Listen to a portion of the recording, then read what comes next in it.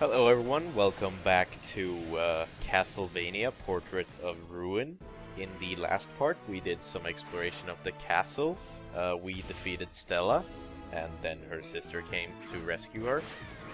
We found out that Stella and Loretta are the daughters of Wind, or as he's known now, Eric Lecard. Or Lecavite, I don't even know. And in this part, as you can see, we're going to go through the last portrait world or painting world of the first half of the game.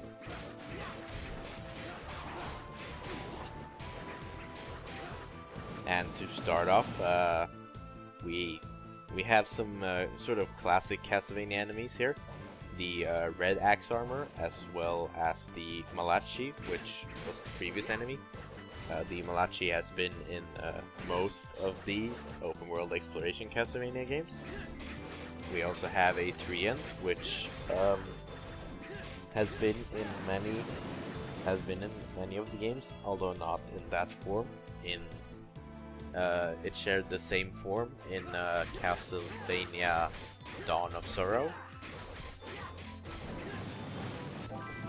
And yeah, the Treant drops the club card, which is one we need for a side quest.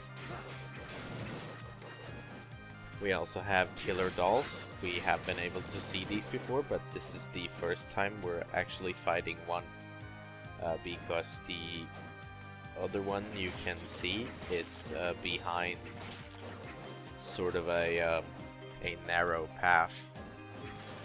We will be getting an upgrade in this painting world, but let's just go through these narrow paths, and what that is you will see.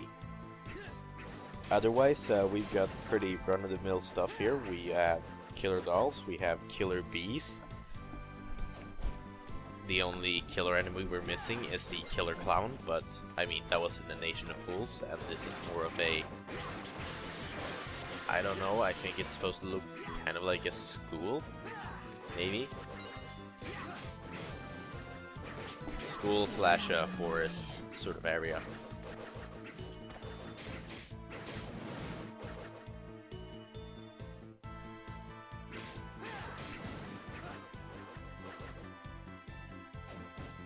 Then we also, of course, have these Scalerangs.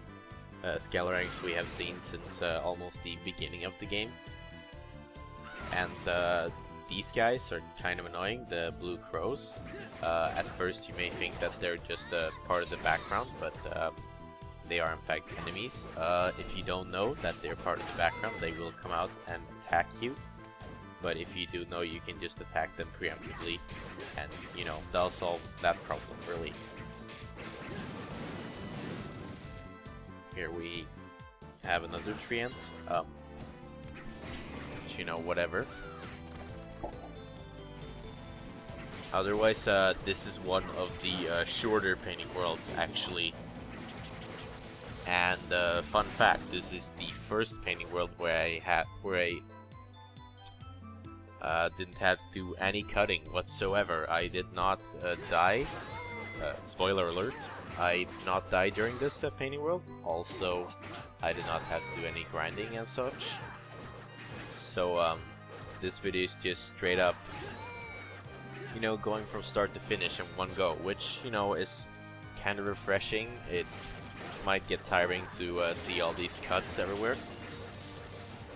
But I mean, yeah, this is also one of the easier painting worlds, obviously, so later on you won't be seeing me get this lucky. And here, if you ring this bell, it will open the door that's closest to the bell, in this case that one, so you can just take a shortcut if you do want to go through this area again, which I don't know why you would. I'm pretty sure that you can get most of the collectibles in this area the first time through.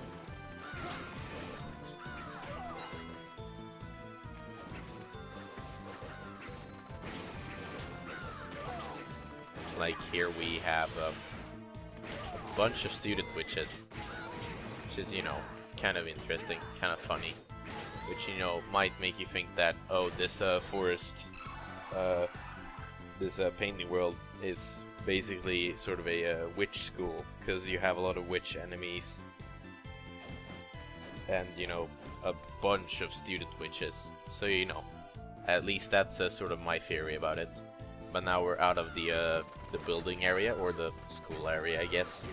Again, there's really nothing that confirms that this is a you know, school, but I mean, that's from my theories. There is one little thing that might suggest it is, but that's in another painting world that sort of links to this one in a way. Now we're outside. We've got new enemies. We have tombstones. Those, I mean, it's one of the other enemies that's actually a 3D model animated. But, you know, it's fine, I guess. I mean, I don't mind too much. They're a bit hard to deal with, but and they look a bit off. But at the same time, it's like, oh, I guess they wanted to try out the 3D technology on the DS. So I guess they you know, did some 3D stuff. I mean, there's always been, like, in a lot of the Castlevania games, there's been like 3D enemies, even in like just 2D ones.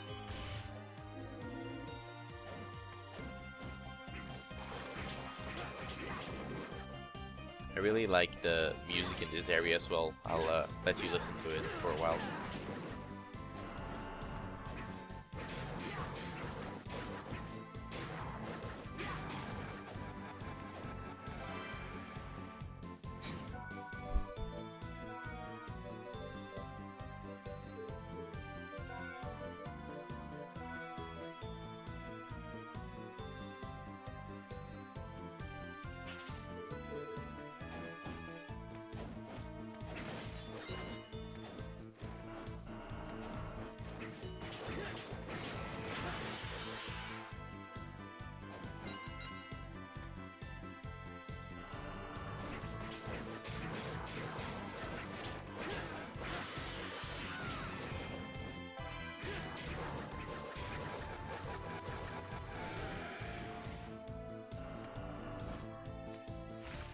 Anyways, yeah. The Corpse Weed enemies are kind of I guess they're designed to be sort of a beginner's trap in a way, or not really a trap, but if you think about it, we've seen similar enemies before, the Oons, or Unes. I guess that's basically just the weeds on the ground, or the grass, whatever. And then you have the corpse weeds, so you would walk up to them and then you just think like, oh, it's just a Une, this will be easy. But then, you know, oh, it's actually, you know, growing into a much bigger, more fearful monster. Here I got, I think this is a somewhat rare drop, I'm not entirely sure, but the Rose Stem Whip is the strongest whip that you can get this part in the game. And yeah, the description basically says, oh, great power at, if you can like master it, which I think refers to the fact that the Rose Stem Whip is just a tad shorter than the other whips, so you know it does higher damage, but you have to be a bit closer to enemies, which, you know, is fine. But I won't be using the Rose Stem Whip, not right now at least. I will be using it later on, but at this point, I don't know. I like the Heaven Sword a lot.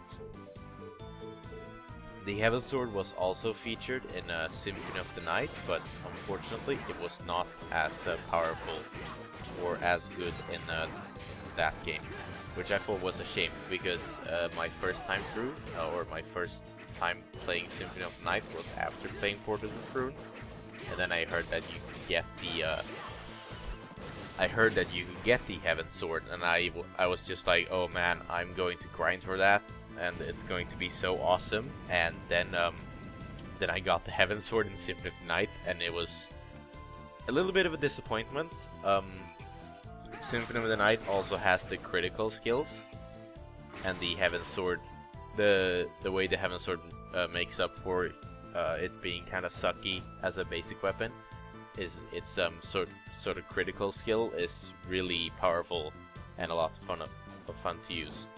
Although I never really got into using like critical skills for weapons in Symphony of the Night, even though that was one of the like cooler things in Symphony of the Night.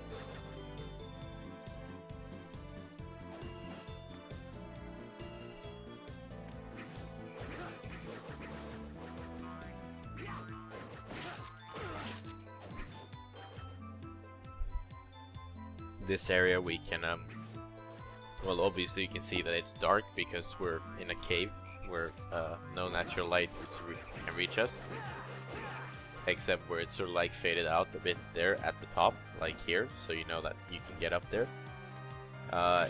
It's necessary to go through that cave because, well, as you saw before, there was a door with a bell, but the bell was on the other side of the door, so there was no way to get through.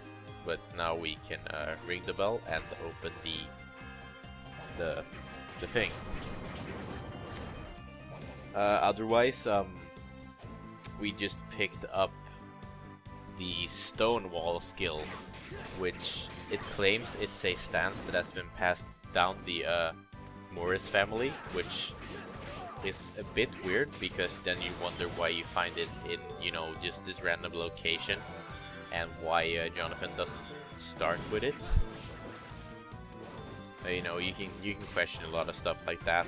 I just think it's, you know, a fun little detail that they decided to put in, that, oh, it's been passed down in the Morris family. But then that also has a lot of implications about the Morris family and stuff like that.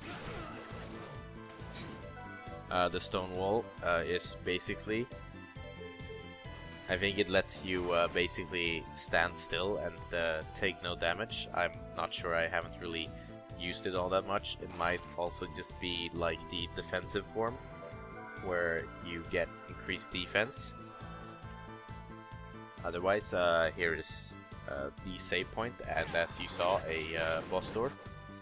Another thing shown off here is that, I mean, we know there are breakable walls, but there are also the ones that don't lead into like secret rooms, but just break off a bit of wall, like in the classic Castlevanias, where you find food in the wall.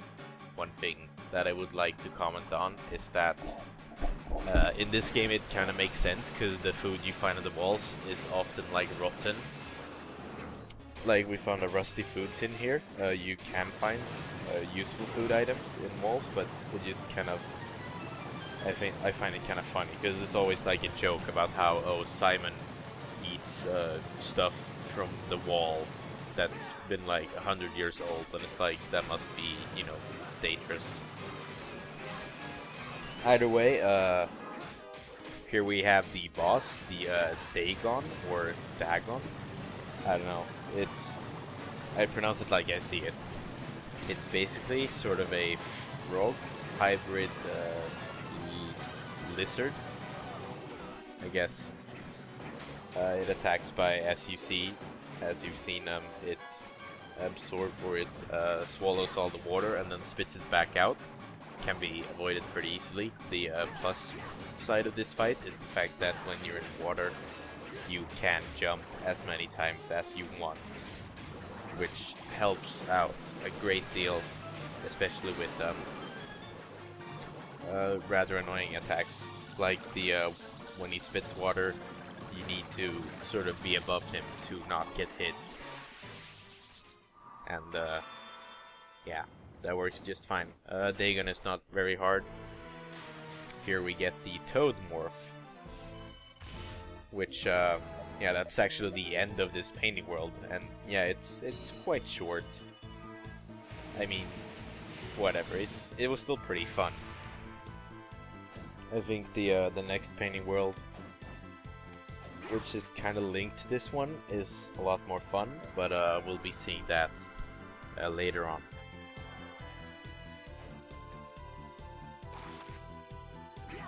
For now, we're just going to return to Dracula's castle to, you know, gather our bearings.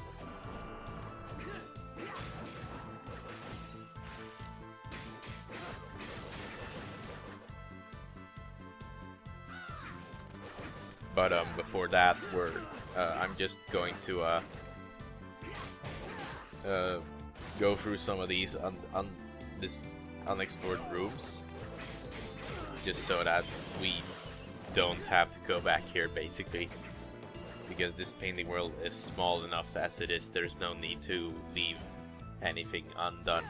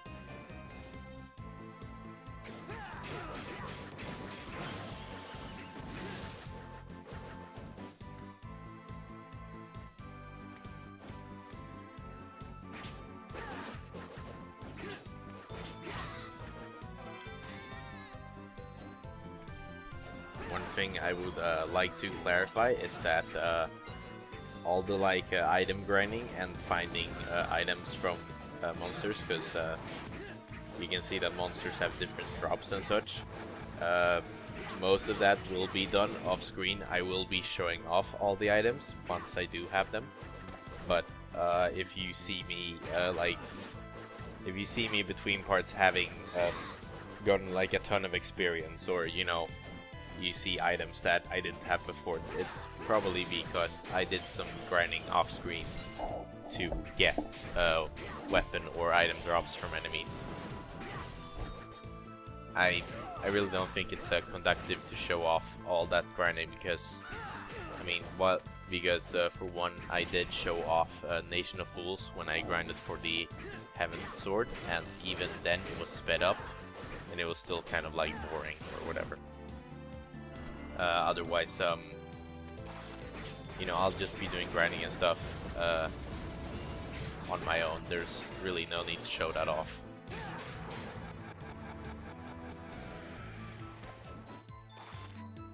Just to let you guys know, so that there's no confusion when I'm level maybe 32 in one video and then in the next time 35. I can't really control experience levels and such either, at least not at this point. But anyways, that will be it for this video. Please leave a like if you liked it, leave a dislike if you disliked it, and a comment explaining why. I will see you guys next part. Take care.